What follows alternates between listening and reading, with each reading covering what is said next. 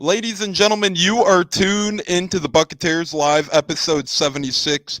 A little more than that, but forgot to count a couple of pre and post games in the beginning. But nonetheless, it's a fantastic day to have a big announcement, and we have just that. You might have heard already on our Twitter, or you might know just by seeing the screen right now. But nonetheless, we're going to let our intro roll, and then we're going to bring up the big news and bring in our co-host. Nonetheless, ladies and gentlemen, Tampa Tones here alongside our man Huncho. You are tuned into the Buccateers. We will be right back in a flash. Let's go.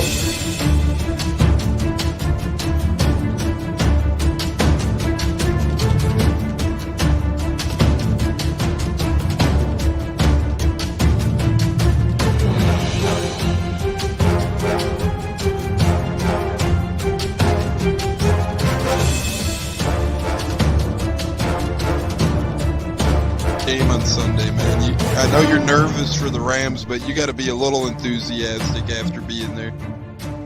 Bro, that game atmosphere was ridiculous. The energy, the electricity. That place was rocking. Anyone was there, and a lot of the Super Buck fans were there too. The Buck. Tampa Tones. We are joined by Lee Goon tonight, host of the Pat and Aaron Show of WDAE, Pat Donovan.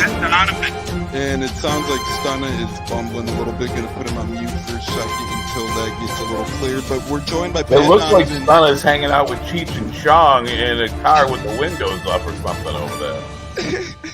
It does look like we got a little. No, my camera's broke. Welcome back to the Buccateers, ladies and gentlemen. That is our intro with the lovely Pat Donovan from WDAE, and I do want to extend a quick congratulations to Pat Donovan, a friend of the show's, for becoming the new pre- and post-game announcer for the Tampa Bay Buccaneers pre- and post-game show. So we hope to get him back on the pod this year and pick his brain a little bit on football. Nonetheless, ladies and gentlemen, Tampa Tones here. You could get at me on Twitter at Tampa Tones. You could follow the Buccateers on Twitter at Buccateers, Instagram Buccateers Pod, YouTube Buccateers Podcast, Apple, Google, Spotify, and so much more at Buccateers Pod. Before we bring in our man and make a big announcement, we got Cleve and me in the house saying, Buck Nation, what is up, Cleve and me? We thank you all for joining the Buccateers. Nonetheless, I'm over here in the Chicago area, but we got our man big announcement. We are adding a Buccateer, which reminds me when I was watching the intro, I got to fix that now because we do have another Buccateer joining the squad. He's been a great friend of the show's, a great friend of mine for a while. We go back a couple of years now, more than a couple of years, but we both love the Bucks. We started clicking on Twitter, and now he's joining the Buccateers full time. He's been on a couple times in the past. The Super Bowl show a couple of years back with Anthony Gator. We were lucky enough to have Huncho on. And then last season for his training camp insight, maybe a couple other times as well. But nonetheless, we've had him on a couple times, and he knows his shit, and he's a great friend of ours. Those are the two reasons why he's joining the show. The man, the myth, the legend himself, ladies and gentlemen. You see him, the newest co-host of your Buccateers, Mr. Huncho. Huncho, how we doing tonight, my friend? What up, everybody? What up? You trying to stay cool? Yes, man. It's hot. It's up in the hundreds down here in Florida. How everybody doing in the chat? What's going on, Tones? I appreciate you for letting me join the squad. We go back. We done put in a lot of work together. I'm just glad that you let me come and join the cast. And I'm ready to rock and roll, brother. We're excited to have you. Real quick before we get rolling here, where can the people follow you on Twitter? Where can they keep up with you and perhaps your training camp insight and pictures that you've been helping a lot of people out with? You can reach me at call_me_Huncho, or just bought one more. I'll have it up there for you guys later. Yeah, and we'll make sure we link it in the YouTube when we put it all out in the Google, all the good stuff. We'll make sure we link Huncho's stuff so you could keep up with not only him, but his training camp content. He's been big in the building. Well, when they're in the building, literally, he's been to pretty much every damn training camp, and has some great insight. We'll get into that in a little bit. He even said right off the bat Jalen Darden was going to be a big contributor this year just based on what he's seen day one. Now all of a sudden in the media, all you're hearing is Jalen Darden looks better, Jalen Darden looks bigger. So Huncho was able to identify him looking bigger and better right off the bat from day one. And it might not have been public, but that's what he was telling us, the group chat. We have a Bucks talk. It was all good stuff. This guy knows his stuff, ladies and gentlemen, and that's why we are so excited to bring him on. Donnie Pepin says, "What's up?" What up, Donnie? That's Steppen Pepin. He's he's a regular. I'll consider him a regular. He's always checking out the show. It looks like we got a tag. Timmy Count said Leanne Cassidy Rogers. So thank you for tuning in tonight, Timmy. And Donnie says you can follow me on IG at Tampa Don. So you're Tampa Dons. I'm Tampa Tones. Tampa Tones. And we got Huncho, maybe Tampa Huncho. You could throw in a Tampa in there. Yeah, just call me Huncho. Yeah, Huncho sounds better, rolls off the tongue a little better. But nonetheless, Mr. Huncho, before we get into today's agenda, I want to point something out. Your background, my friend, those gloves are insane. Kind of give us the background a little bit about those gloves and who they're from. And, from last year to this year, how those gloves evolved a little bit at training camp. Yeah, so last year, I was invited to the Bucks training camp. First day I went there, and I took my son with me. He's 6 years old, and so we were up there. I had my Mike Evans jersey on. After practice, you have a short period where you can associate and chat with the players. You know what I'm saying? Mike Evans, everybody knows he's just a great guy. He always shows love. He's one of the ones, if you're a fan, he's going to come and show love and things like that. So yeah, I had my jersey on. So after practice, he walked straight up on me, and he had his gloves in his hand, and he was like, "Hey man, you want these?" And I was like, "Hell yeah, I want these." And he's like, "Yeah, they're a little sweaty." I'm like, "Man, I don't care about none of that. Let me get those." So he gave me the gloves, and at that time they had COVID restrictions, so they didn't allow any What's up? That's my sister right there. What's up, sis? Yeah. Shout out to you for tuning in. Thank you so much. Keep going, Hunch.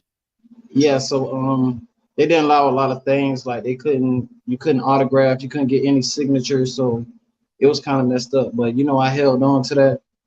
And I was determined that like next year when if I come, I got to get those signed. So then when I went this time when I went to the camp, he came up. Again, I had another Mike Evans jersey on. He, off the bat, he was like, "Yeah, I remember you. I gave you the sweaty gloves. I'm sorry for that," or whatever. It's cool. I'm like, "Man, it's cool, Mike. I just need this. I got this pen. I need you to sign these, Mike. I need you to sign these." Without question, he signed it. Man, it's like class act, grade one, man. Yeah, Mike Evans is one of a kind. We've heard it from you. Yeah, how crazy is that, though, for a second with COVID last year? You can't get an autograph, but you could get equipment, right? It's kind of an oxymoron. It's crazy. It's like, let them sign. Yeah, I remember at Indianapolis, none of them were signing. A lot of them were nice enough. Like Lenny F was playing catch with the fans. Lenny F kept throwing the football into the stands. He was cranking the ball to the 200 level. Lenny F is a cannon, so if we need an emergency QB, I think we know just who go to the Lenny F. You don't got to go search too far. Correct, brother. Lenny F indeed. So yeah, that's a great story though with Mike Evans and his gloves. I feel like he's always hooking up Bucks fans who specifically show him love. We remember the infamous Brady football last year that yeah. You didn't get the key to the city for your gloves, but you got a cool ass story. That's so cool how Mike remembers you, comes up to you. Good guy. And he also walks around one buck barefoot also, if you didn't know, after practice. Yeah, and that was funny. Huncho shared those photos with us as well, and we put those on the Buccateers in comparison with friend of the show's Stank Bastard, who loves to walk around barefoot, and Mike Evans does too. So that is funny to see. Shout out to B. Hank Brian for tuning into the show. We appreciate you on Facebook. I wish Facebook did a better job of showing some comments. But we got another comment here before we keep diving into our agenda. Donnie says Darden is trade bait. Wow. Huncho, do you agree with that statement at all? Do you think? That's I mean, far. you look That's at the far. Bucks depth chart at wide receiver, right? We're loaded top to bottom. We have like 8 or 9 guys. We're gonna have to get rid of 1 or 2. However, you said Darden has looked really good. Other people have said that as well. This Donnie Steppen says he might be trade bait. What's your thoughts on that? That's farthest thing from the truth right now. Watching him in training camp, the man came in training camp prepared. He was bulked up, because last year he was a very smaller type guy, and I think he had it kind of hard trying to transition from college into the pros. I kind of look at it like as the Rojo situation when Rojo came in and he had that bad first year and then he bounced back. I expect Darden to do the same thing. Spoke with him for a little bit and I was talking to him like, man, yeah, it's a shake back season, meaning you're coming back with all you got. And he was like, yeah, man. And he dapped me up and shook my hand and he was all in. And since then, I've been watching him and the man has not dropped one pass, probably 1 or 2. But other than that, he's open, he's jumping up, he's looked athletic. He looked like he's ready to go.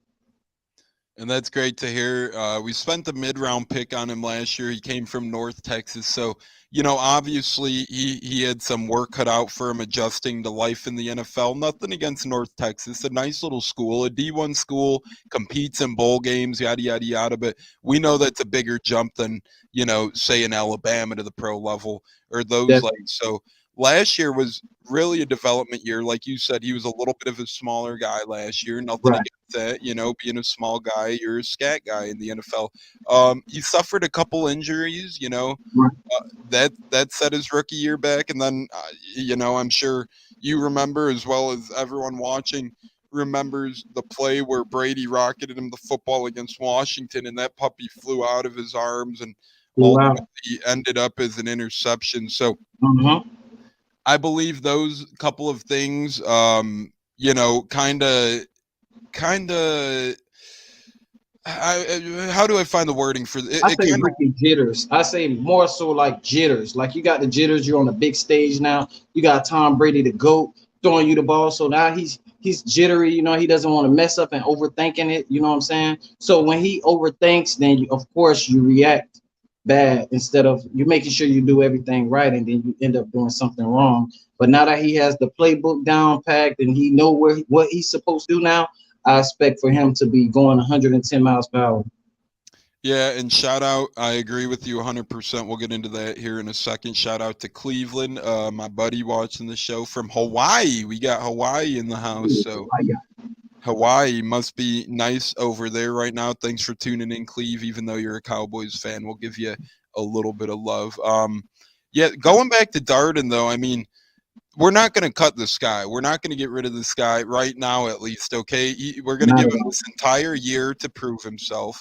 I mean, I love Scotty Miller. I love Tyler Johnson. I'm obviously a Bucs fan, so I really hate nobody on the Bucs. It takes a lot for me to hate a Bucs player and dislike a guy, and I'll just say someone from our special teams unit who no longer is with us, he was getting to that level for me last year, but everybody else in the world I'm a pretty big fan of on the Buccaneers, and Jalen Darden is one of those guys. So are Scotty Miller, so are Tyler Johnson, Cyril Grayson, Rashad Perriman, Kalen Geiger, who was on our podcast. I love him like crazy. A lot of good competition going on.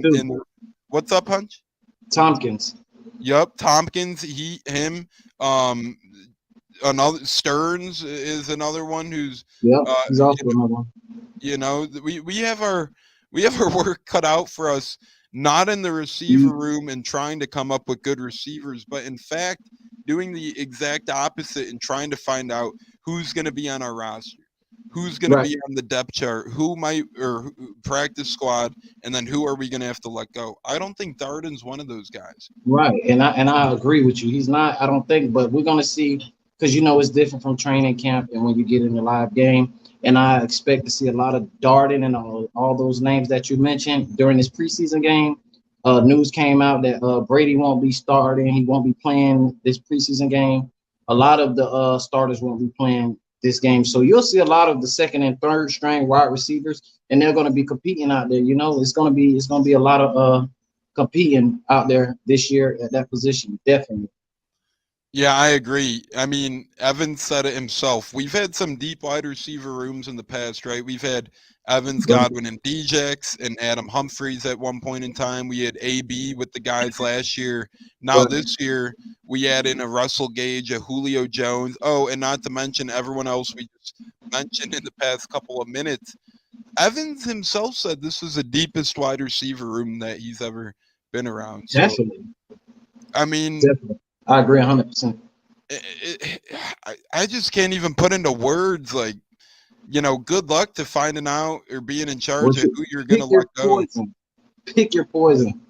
And at the end of last year, I remember fans were mad we let go of Justin Watson, but we kind of had to. He's on the Chiefs now. He's going to make the Chiefs. He's not that great, but that's an example of the Bucs needing to shed bodies just because we had so much depth. Now this year, I mean, whoever you cut before you cut him, you better put him on the trade market and see if you could get a late round pick for him. Yeah.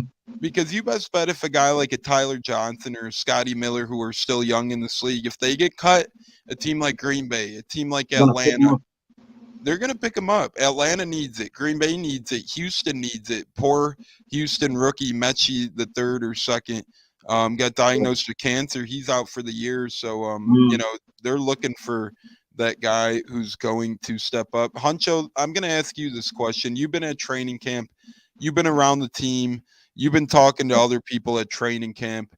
Who can replace the center position? We know we have Nick Leverett, Nick Leverett competing there. We know we have Robert Hainsey competing there. We've heard rumors of other people getting brought in from outside. Ironically enough, a couple months ago, I bought my pops a Logan Hall shirt for his birthday.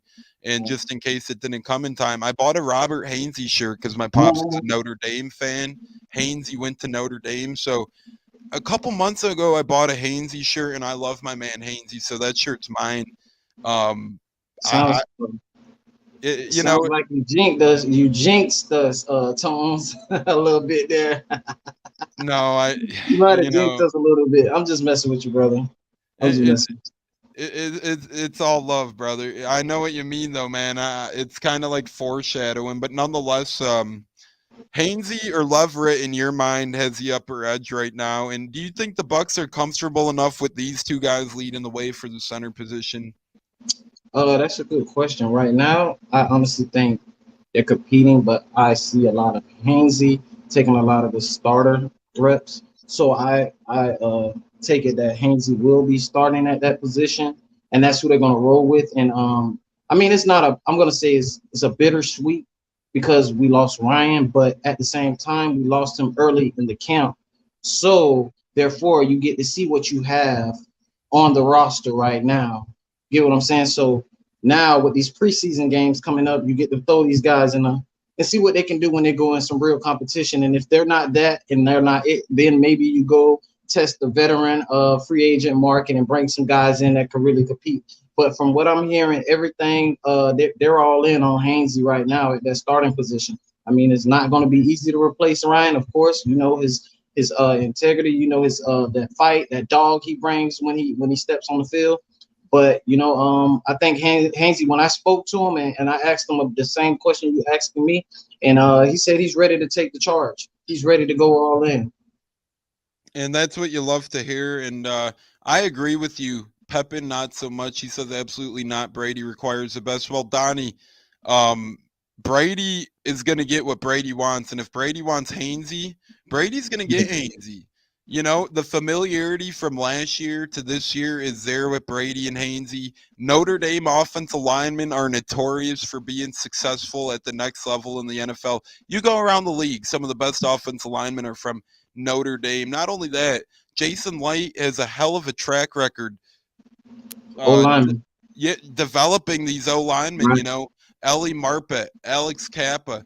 You know, he Right. brought in a guy like Stinney. Now we have a guy like, you know, we keep bringing back Josh Wells for cheap. We bring in these guys either through the draft or free agency who are young, who are cheap, who are versatile, and they end up becoming key cogs in the offense. Alex Kappa got paid, and let's not lie either.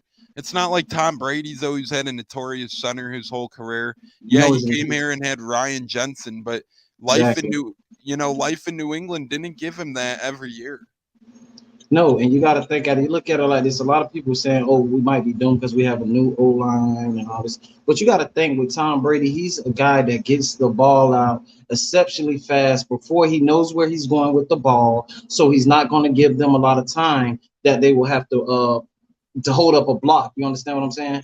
Only thing you got to do is go in there and focus, and you do your job. And long as he does his job, Tom's going to make sure he does his for sure. And he's not going to put him in no situation where he has to hold a block for 5-6 seconds. No, I don't think it's that bad of a transition from Ryan to Hainsey. But when Hainsey gets comfortable with that, I expect for him to not even sense too much of a drop off. I don't think there will be that much of a drop off either. And yeah, I know Tom is 45. By the way, happy birthday to the GOAT, 45. Birthday, GOAT. We were gonna bring that up in a little bit here, but we got into training camp. But the GOAT does turn 45. We'll Right. get more into that in a little bit here. Huncho, I do agree with you completely. And two other big factors are we brought in Shaq Mason, who all in all, I love Ellie Marpet, and I think he's one of the better linemen in Bucs history. But Shaq Mason, love it or not, he graded better than Ellie Marpet did last year, according to PFF. So, and you know, him and Brady have won a Super Bowl in New England before, so that continuity. So the chemistry is there. It's just got to get a little heated up. Correct. The guard position will be fine because we drafted Godeke as well in the second round, and we re-signed Aaron Stinney. You know, we re-signed Josh Wells. We brought in Fred Johnson, who's been moving around as well. So we have Mulchin as well. We have a lot of guys, a lot of bodies, a lot of depth. Sedarius Hutchinson is coming back from injury as well. So the Bucs are fully loaded. We're fully equipped. And I think you make a good point. Never a good time to get hurt, especially a significant injury. But Ryan Jensen getting hurt as early as he did in camp at least gives guys the opportunity to try and learn the center position with Tom Brady a little better. It gives guys to learn, you know, like Hainsey and Leverett, to get those repetitions, to learn their offensive line. And at the same time, remember when Vita Vea got hurt a couple of years ago when we won the Super Bowl? Everyone said he was going to be out for the year. Well, he ended up getting hurt early enough in the season where he was able to come back in the Green Bay game, in that Super Bowl, and be such a big impact. And Huncho, I want to get your opinion on this quick too. As great as Ryan Jensen is, as much as I love Jensen, there's a couple times every now and then we do see bad snaps out of Big Red. Not saying that makes him bad by any means, but people see a Hainsey snap in camp and they're about to have a heart attack. It's like, slow down, fella. It's the same thing. It's the same thing, Toms. I mean, you got to get chemistry with Tom. It's no different. When Jensen was on, he had some bad snaps when he was getting chemistry with Tom Brady. It's the same thing. Give this man a chance. Don't just throw him under the bus. You understand what I'm saying? Don't just throw him under the bus. As far as the injuries go, and nobody actually knows exactly how long Ryan's going to be out. While everybody's assuming, and they actually throwing and saying he's out for the season, nobody actually knows.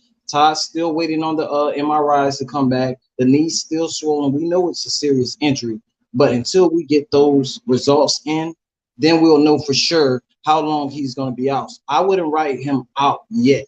You got to at least give him at least a time just to get those results back. And then from there, we can judge and see what we got and how long he'll be out. But I know if he has a shot in the dark to come back like round playoffs, he's going to come back, and he's going to come back strong. I believe so.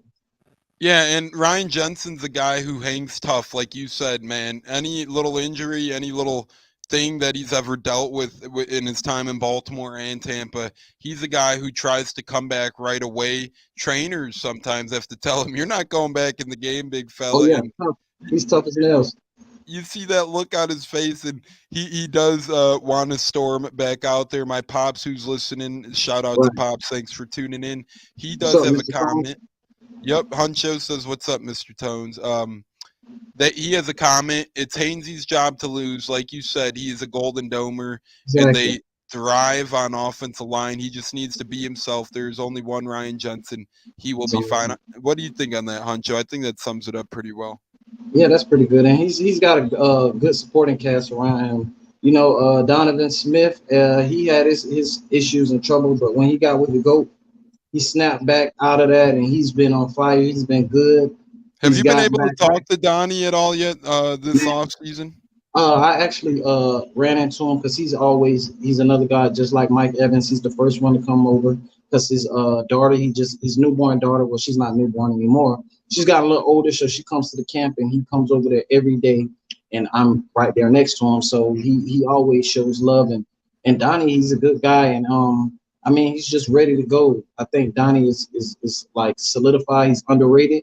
A lot of guys, they had a lot of hate in their heart for him when the Jameis era when he was here, and I think it kind of carried over with Brady. And he had a couple rough games. Let's not get it twisted. He does have spurts when he can have a little bad game, but he has came a long way and he has improved tremendously for this team. And putting him next to like you when he was next with Ryan and Tristan Wirfs and Kappa, those guys, they held it down. And I think he's one of the better guys on that line right now besides Tristan Wirfs. Most definitely. I don't expect Donnie to fall off this year. He looks good. He looks in shape. I mean, he's ready to go. I know he's ready to knock some heads on. Yeah, and I think you summed that up perfect. Dom DeGrazia is watching. Thanks, Dom, for tuning into the Buccateers tonight. We do appreciate you. But I think that you're 100% right on that. Donnie is always ready to go. You know, when he, made some comments at the beginning of COVID, some people got rubbed the wrong way. But at the end of the day, everyone's entitled to what they want to do for their family, and do what they think is best. And Donnie made some comments he thought, were right. So I'm not going to wrong him for those comments at all. And I've been a big Donovan Smith fan the entirety of my life because I'm a Penn State fan, and he obviously went to Penn. Yeah, you are. Yeah. As did Chris Godwin. We've gotten a couple of good ones from the Nittany Lions over the years. And Donnie's one of those guys who has gotten better with Brady. Nothing against Jameis. We're not going to down talk. I'm not that right now. Sure. You know what I'm saying, though? I mean, a lot of the times Donovan Smith held his block for a good little bit, and then someone held on to the ball. Wants to run into trouble. Come on, you gotta understand your quarterback. He wants to be a scrambling quarterback, then he wants to throw the ball. I mean, you can't.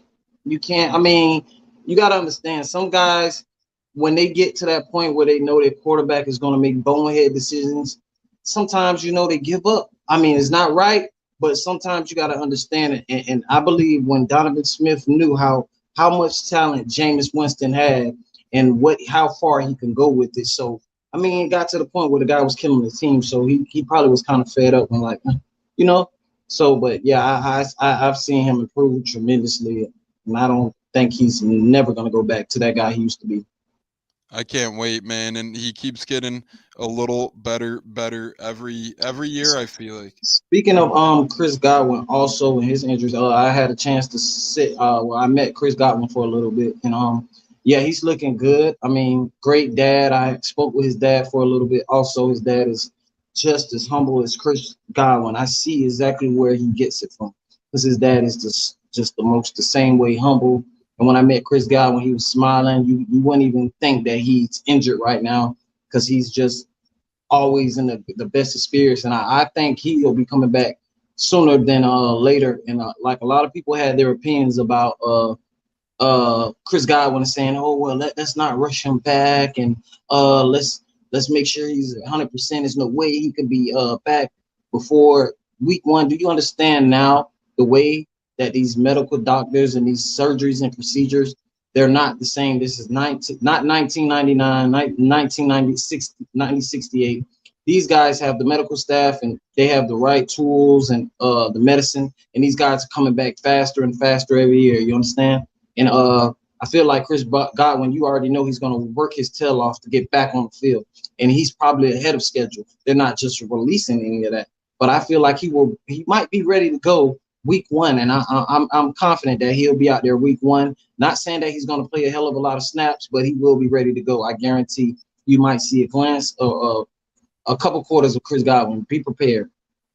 And I agree with you 100% on that. Like you said, this is modern day rehabbing of injuries, right? This isn't the 60s, 70s, 80s, or 90s where those guys are, nothing against him, but they're drinking beer in the locker room, smoking cigarettes, or not doing these crazy TB12 like voodoo methods that have you, getting in shape overnight damn near. So modern medicine is a real thing, and Godwin is already ahead of progression. I don't think many people thought he wouldn't have started training camp not on the PUP list. And for those watching, the PUP list means physically unable to perform list. So a lot of people assume that when Godwin went down that late in the season, he was surely going to open up training camp and preseason on the PUP list. But as Huncho said, tough SOB. I expect him to be out there in some sort of capacity week 1, whether it's a couple snaps in the red zone or, when we might think we need him or whatnot, or whether he plays a lot more than everyone's thinking.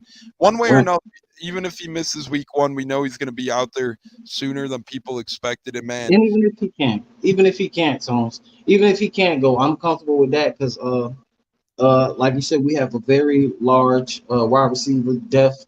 And we have Russell Gage coming in now, and I've been watching him. Another guy, he's been having him an awesome camp. Awesome camp. This man can't be covered. Every time I look up, 17, 17, 17, and he's not dropping too many passes. I think he dropped probably one pass, and he was mad about that. And he came back and he just scored on the next one. So you got to understand, man, we got so many wide receivers. I don't expect them to rush Chris Godwin back, but I'm not going to say they're going to slow roll him either. He's going to come back probably week 1, and if not, 17 is going to be there. He's good in the slot.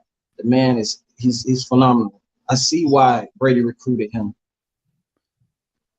And yeah, that's a great. I love that little transition you did, because we do have a Russell Gage question now, and I'm a big Russell Gage guy. Right when he got here, I said that I wanted his jersey right off the shelf. Boom. Obviously, NFL Shop's a little slow at making him, so that's a little different story. But Gage is my guy. This is a dude who in Atlanta I watch very closely. I've seen him develop, and I've seen him develop quick. Last year, he was really good with Matt Ryan. Atlanta didn't have crap worth of wide receivers otherwise. So you were asking a young Russell Gage last year, almost getting double teamed at points in time in Atlanta. So really they put a lot of pressure on him. Calvin Ridley wasn't out there because he, forfeited the integrity of the game. And then Julio Jones left to Tennessee. So that Atlanta seen a lot of shakeup, and Russell Gage really took a brunt of that. So Cleveland Me asks, and this is a great question. We'll start with you, Huncho, then we'll go to me. Russell Gage predictions. It's like he read your mind. Catches, yards, touchdowns. What are you thinking? 17-game season. So how much catches, how much yards, how much touchdowns for Russell Gage? Well, Cleveland Me, I'm gonna just say great minds think alike. So yeah, that's probably what Russell Gage came up at the same time. And for the most part, I'm not good with the numbers and guesses. So I'm gonna just say with catches, I'm gonna just start off with TDs. I'm gonna start off with touchdowns. I say he could make, I'm saying anywhere between seven to 8 touchdowns, easy. Catches, I'm not sure about. I ain't gonna put a number on that. And yards, easy. I say about 800 yards for him, guaranteed, because he's a go-to guy coming out that slot. He's a go-to guy, and we all know Brady loves to check down. He loves the intermediate routes, the dink and dunks, whatever you want to call it. And that guy, he's gonna eat. And if Brady loves a guy and he comes through for Brady, Brady is gonna make sure he eats a lot. So I'm saying anywhere between 700 to 800 yard season, guaranteed. I'll say about 8 to 9 touchdowns. And I love where your head's at. I'm right in a similar place. I think he's going to have a big part in this Buccaneers offense. And, he's going to have a big role because Brady recruited him himself, right? We all know that story by now. Russell Gage has spoke on it. And by the way, we're at the 20-minute left in the show, Mark. You are tuned into the Buccateers podcast, proud members of Bucs Life Media. We are live on Bucs Life Media Facebook. We're live on Buccateers YouTube. You can catch the replay on Apple, Spotify, Google Podcast, and so much more. You can keep up with all the Buccateers news and all of our co-host news over at Buccateers on Twitter, and you can keep up with us on Instagram at Buccateers Pod and YouTube at Buccateers Podcast. But I couldn't agree more with Russell Gage and the success he's going to have. I'm right around you. I'm thinking 80 grabs for, let's say, 900 yards and 7 touchdowns. And if you think about it, that some people might be like, oh, you're crazy, man. Well, if you break it down, it really isn't that unrealistic. That means that Russell Gage, if he has 80 catches on the year, that's less than 5 catches a game, which is pretty realistic. So he could, he could easily get 5 catches a game. So all he needs is 5 catches a game, and he gets to 85 catches. Then 900 yards, that's only 52 yards a game, not only, but that's very obtainable. And then you go 7 touchdowns. I'm right with you. He's going to have a big season. Yeah, I'm ready. I'm ready to look for it. I mean, the guy, he's standing out, and he's working his tail off. So I'm ready to get this season going. I think we'll see a lot of him during the preseason. Also, probably not too much, but we'll see enough. Olivia, what's going on? Yeah, my lady is tuned in and says, "What's up, Huncho?" She goes, I met Huncho in Tampa. What a great guy. I'm like, yeah, he's man, joining the show now. She's good. She's a good woman. You got your good one, Tones there. Yeah, and she hangs out with us. She keeps up, and she's a sports girl. You know what I'm saying? That's thumbs up. Can't lose with that. The only thing we gotta transition, I mean, she roots for the Bucs, but her number one is still Green Bay. We gotta Green Bay. I thought it was Green Bay. Yeah, Green Bay. We gotta drop the green and get Tampa in there. She still roots for him, but Ooh. What week do we play the Green Bay? Is that the 3rd week?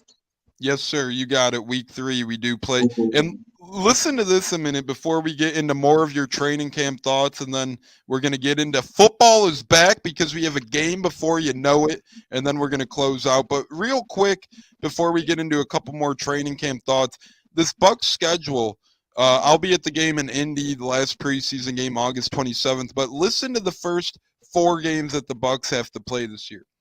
Sunday Night Football, September 11th.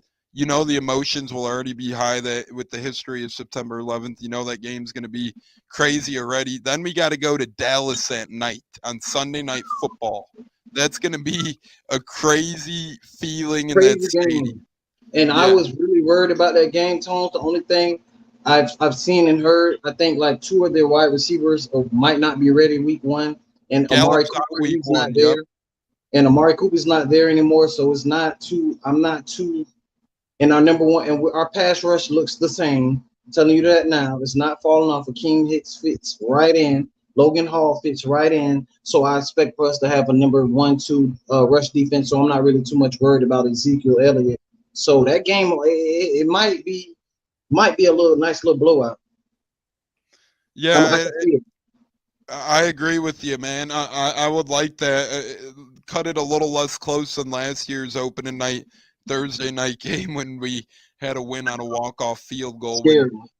That was scary. Godwin was, clutching that one. And then week 2, we traveled to New Orleans this year. The roof is going to blow off in NOLA when we get in there.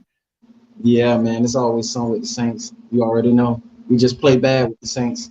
Yeah, for whatever reason, they're the team that we beat them when it mattered. We'll always have that. But the Saints are always the team that give us the most hustle. And, respect their hustle, sure. But I don't know why, man. I just they're going to be good also. They're going to be good also. So it's going to be a good matchup. They made a lot of moves this year. They got Landry, drafted a wide receiver in the 1st round. Jameis is coming back. So Matthews. They got a couple pieces. Yeah, Tyrann Mathieu. That's a good point. And then week 3, we play Green Bay. They come to Tampa. That's going to be a hell of a game. TB12 against Aaron. Always. No, then, no Devontae Adams though. No Devontae Adams. No Devontae Adams, indeed, and they lost the Darius Smith Exactly, him defensively. too. No, that guy was a pain too. So Yeah, like you said, we get no Michael Gallup week 1, we get no Devontae Adams week 3. That's a nice little change of pace for the Bucs defense these first couple weeks. Shout out to Dave Castle watching as well on Facebook. We appreciate you tuning into the Buccateers. And then week 4 to end this heinous stretch once again on Sunday Night Football, Super Bowl rematch, Chiefs Bucs. So those first 4 weeks at Cowboys Sunday Night Football, at the Saints, home against Green Bay, then home against Chiefs Sunday Night Football. What do you see your record after those 4 games? well, I'm not the Chiefs with the Chiefs. I'm not too since the departure of Tyreek Hill. Juju does not scare me. Tyreek Hill was the thorn in our side, and let's keep in mind Todd Bowles created the game plan to destroy the Chiefs in the Super Bowl. And since then, last year, everybody bit off what Todd Bowles did, and they kept Patrick Mahomes. You seen he made Patrick Mahomes a normal quarterback. And I don't see without Tyreek, I'm not too big and too high on Patrick Mahomes and the Chiefs. I'm really not. I don't see them as a threat as much because it was Tyreek was there a lot to save them. Yeah, and Tyreek is obviously not there. He's in Miami now, as you alluded to. So Mahomes is going to have to get used to the Marcus Valdes-Scantlins of the world, the TikTok King Juju Smith-Schusters of the world, the Ronald Jones of the world. Those are guys that have went to Kansas City to try and help replace Tyreek Hill. But as you said, I don't think you could replace Tyreek Hill. I don't think the Chiefs are going to be bad this year, but I think they're going to take a while to get going, and I'm honestly glad we really do play in week 4 because I do think they're going to start out of the gate slow. Over time, they'll finish 11-6. I feel like something around that. Perhaps the Chiefs, they'll end up catching their groove eventually, but out of the gate you could best bet they're going to be a little slow. And I totally agree with you. It's going to take Mahomes a while to adjust to that offense without Tyreek Hill. We've seen a couple games last year, a Saturday game against Denver where Tyreek Hill hurt his heel early on, and Mahomes just didn't look that great without him. But we'll see. Tough first 4 games. I'm guessing 3-1 for us. We got about 12 minutes left, so I want to pick your brain a little more on training camp. Time's flying. Other than people we've seen.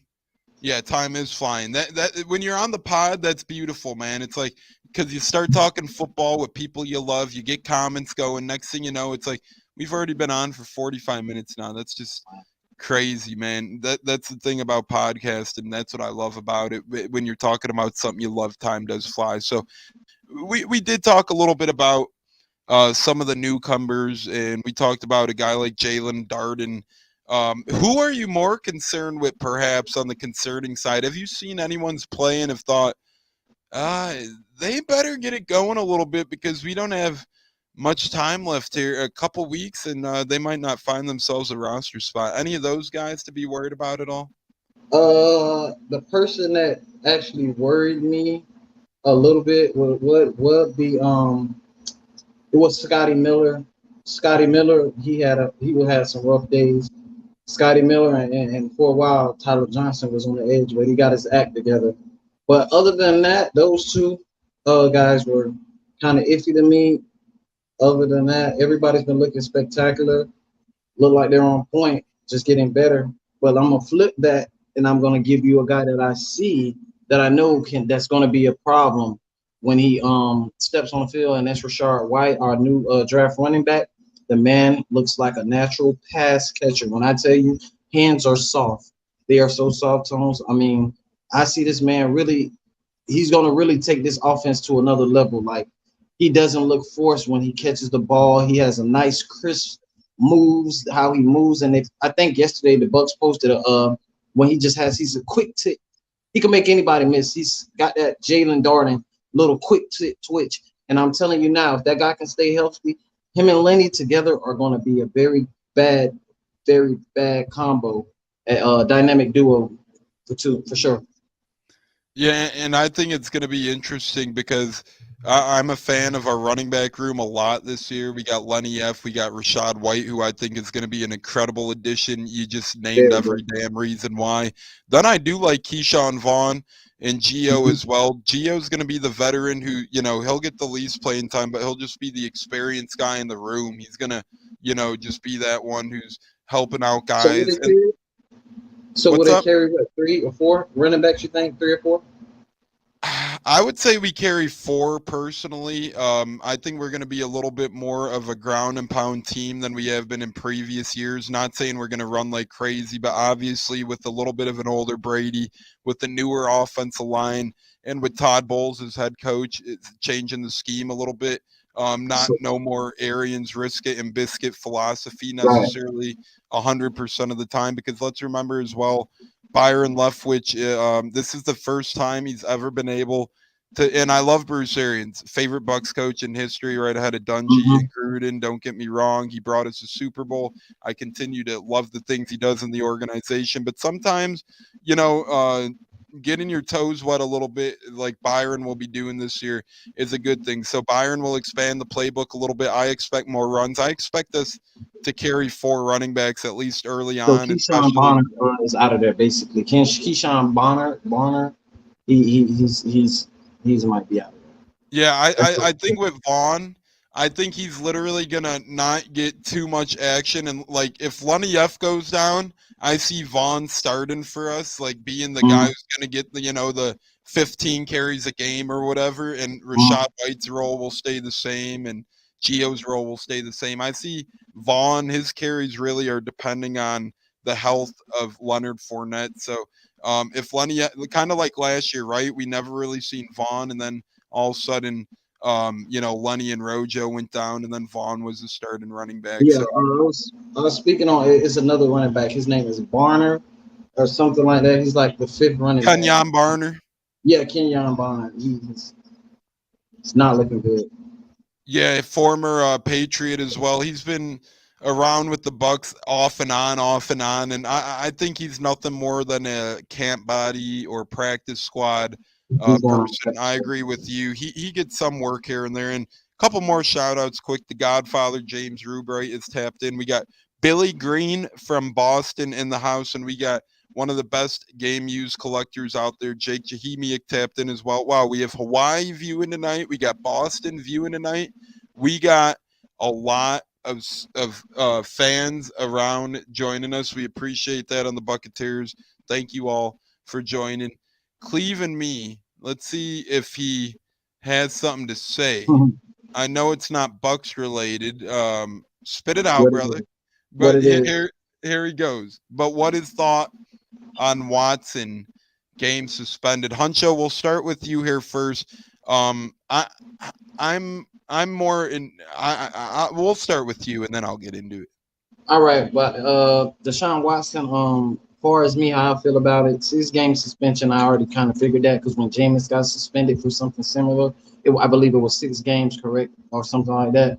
So I think that's just, but I don't know if he came from the league or from outside of the league that he was punished because I see that they put they're gonna test that and they're gonna contest that or whatever it is for the suspension. So they're trying to get him at least a year out of here, and they're trying to get him to pay some fines. Me personally, how I feel about it, if he wasn't found guilty in court, I don't know. I don't know why. I guess because it's the look of the league and why they want to suspend him because the look of the league, they feel like something has to be done because it's a lot of women in the NFL that watch the NFL also, and it's referees and coaches, and they have to be respected too. So I guess they want to set example with him. So if anyone tries or thinks anything like this is going to be okay to do in the future, they're gonna try to stump him, and he's going to be a example. They're trying to give him a year. So, but me personally, I just feel like, hey, he's not on my team. So, hey, whatever they do with him, they do with him. But at the same time, I honestly feel like if he went to court and he was innocent, he wasn't found guilty, then let the man play. But I understand the NFL, they have a league to run and they have their own rules and how they do things. Yeah, I think where the line becomes kind of muddy and gray here is because Roger Goodell has such a history of kind of doing buffoon type things when he hands out his suspensions, and we've seen plenty of guys never get found guilty before who do get suspended for just as long or if not longer. And we know from the Bucs, as you said, Jameis, his suspension started at 6 games, was reduced to 4 games. My thing on the whole situation. And when Tom was retired, I'm not gonna lie, did want Deshaun Watson to be a Tampa. I mean, when you look at his on the field talent, hell of a quarterback. You hear nothing but good things from a lot of coaches regarding his character, regarding his persona. But at the end of the day, when you get a Jameis Winston who got almost as big of a suspension. But it was only one woman, and then you get Ben Roethlisberger. I think he got 6 games, and then you get some people who get the whole year, and then you get Dante Stallworth, DUI manslaughter. Everywhere, all over the place. All the suspensions in the NFL are all over the place, and All over the place. to me, this one just I don't know. It's hard for me to think like Jameis got nearly the same suspension, which pisses me off as a Bucs fan because he got found not guilty, and his was only with one lady. Here, like you said, I could care less because he's with the Browns, so whatever happens, happens. But here, Watson, whatever, he did get found not guilty. So did Jameis lady. I'm not trying to accuse Watson, yada yada yada, whatever. But whatever happened, he is a free man. But I think 10 games would have been 10 to 12. I don't think he should have got the whole season. But at the same time, I think you give him 10 because, like the Jameis situation, like some others, Ben Roethlisberger perhaps, we've seen suspensions range. Greg Hardy back in the day, all kinds of crazy activities have happened and suspensions have ranged. I think 10 to 12 would have been perfect. Now the NFL, they did this to themselves. Now they're stuck in a world where people are complaining that it's not enough, blah, blah, blah. If they would have given him 10 games to begin with, no one would be complaining right now. No one would be doing this right now. So, hey, it's not our quarterback. It's not our problem.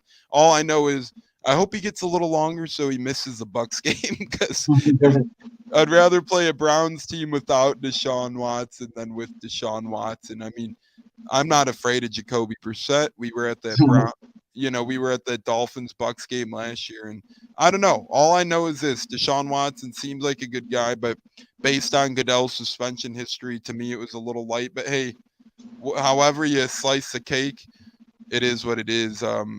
Good person. Hopefully he rights his wrongs, and hopefully he continues to be a good quarterback in the NFL for a lot of years to come because he is a treat to watch on Sundays when he's on the field. Holy crap.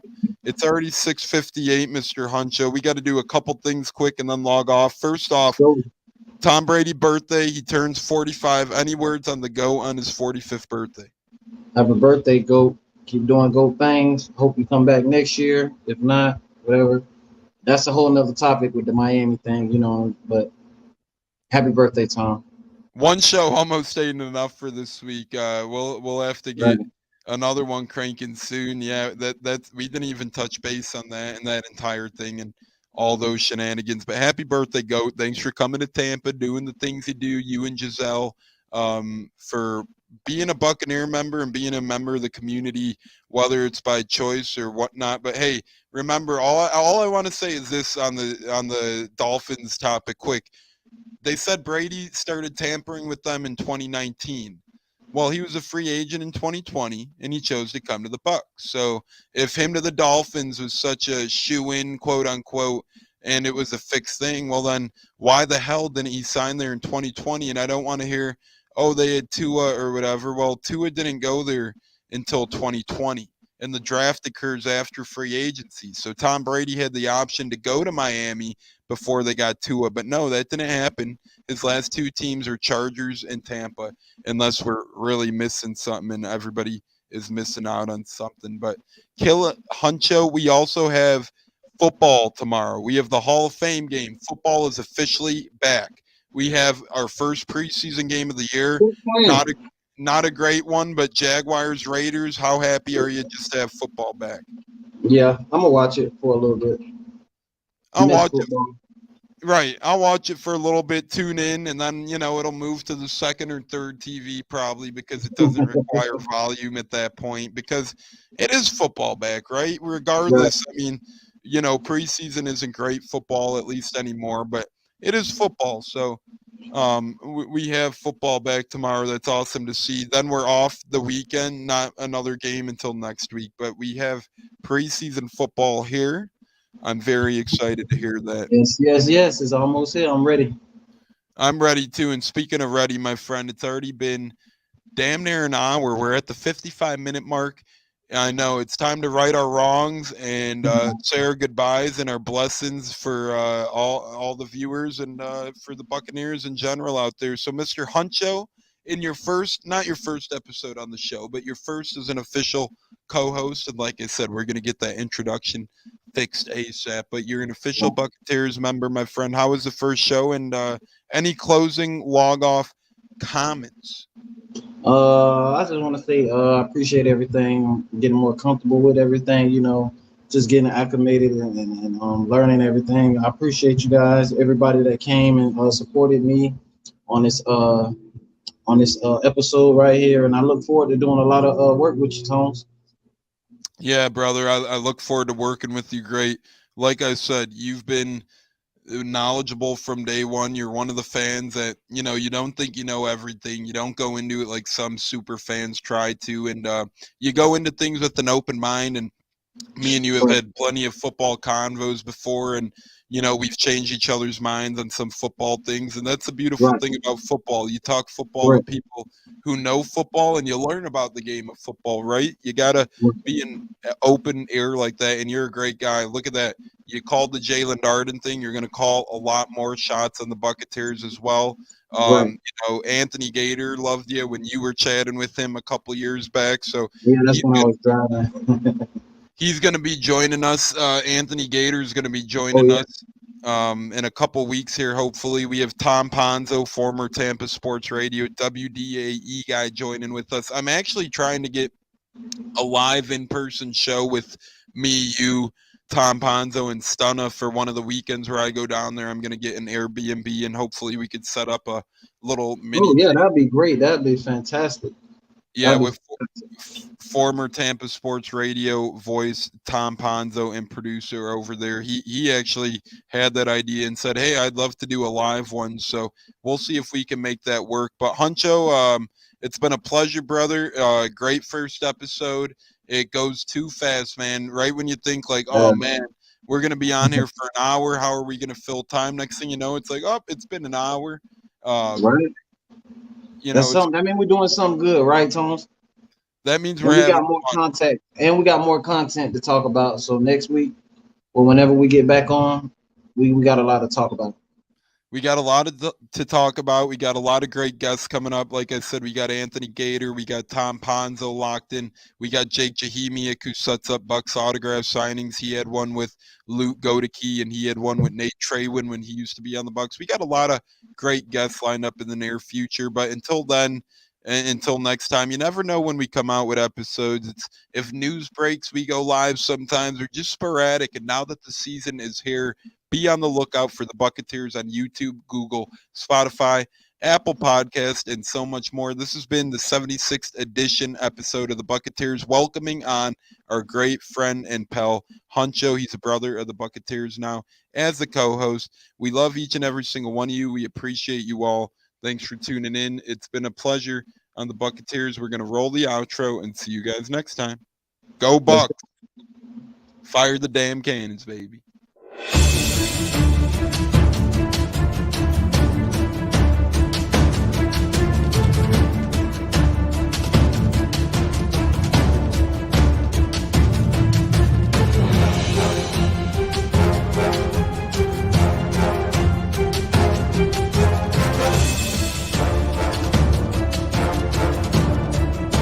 Game on Sunday, man. I know you're nervous for the Rams, but you got to be a little enthusiastic after being there. Bro, that game atmosphere was ridiculous.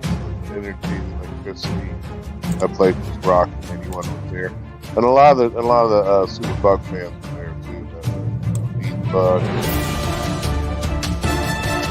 Tampa Tones. We are joined by lead goon tonight, host of the Pat and Aaron Show of WDAE, Pat Donovan. And it sounds like Stunna is bumbling a little bit. Going to put him on mute for a second until that gets a little cleared. But we're joined by Pat It looks like Donovan. Stunna's hanging out with Cheech and Chong in a car with the windows up or something over there. It does look like we got a little. No, my camera's broke.